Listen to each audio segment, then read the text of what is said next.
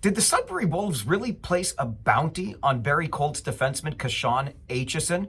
Well, that's what the Ontario Hockey League is now investigating, according to Sportsnet's Jeff Merrick. This goes back to a game between the Wolves and the Colts on January the 18th. In that game, Colts defenseman Kashawn Aitchison lays a big but legal body check on Wolves forward Nathan Villeneuve, and even though it was a clean check, you know how it works in this game, right? You got to answer for it. You got to answer that bell, and so Aitchison did.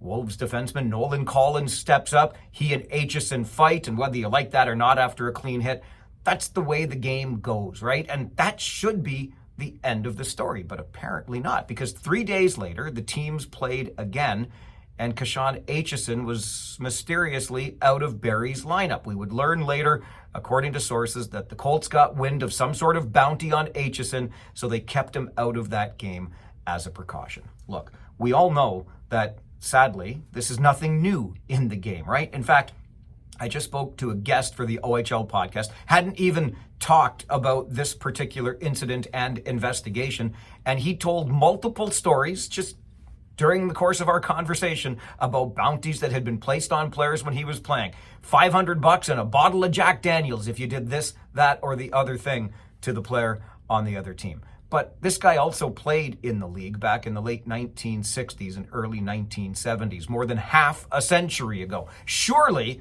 we have evolved, haven't we?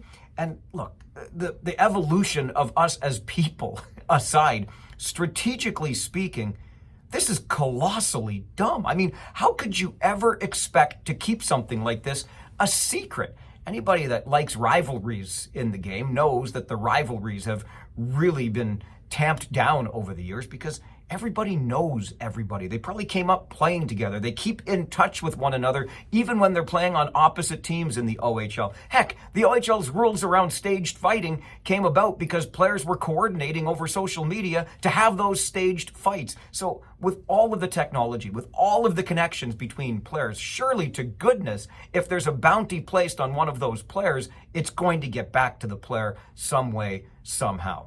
But leaving that aside, what's critically important here is the question of whether or not in 2024, we've still got this mentality that it's somehow okay to put a bounty on another player and put money on the board for a hit and or potential injury to that player. Look, there is zero good that comes of this. The Ontario Hockey League investigates. If it finds nothing, there could be allegations of the investigation not being fulsome enough. And of course, if it finds something, I don't even want to think about what the outcome is, because if you look just at the National Football League, you're starting with coaches suspended for a full year, general managers for half a season, and it goes on from there. Heck, the Ontario Hockey League already suspended a coach for about half a season, and there were no allegations on Greg Walters of anything like this. How the league deals with it and what the outcome is remains to be seen.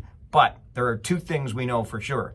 Barrie and Sudbury play again next week, and nothing good comes from this story. I'm Farwell. It's Friday. We'll see you at the rink.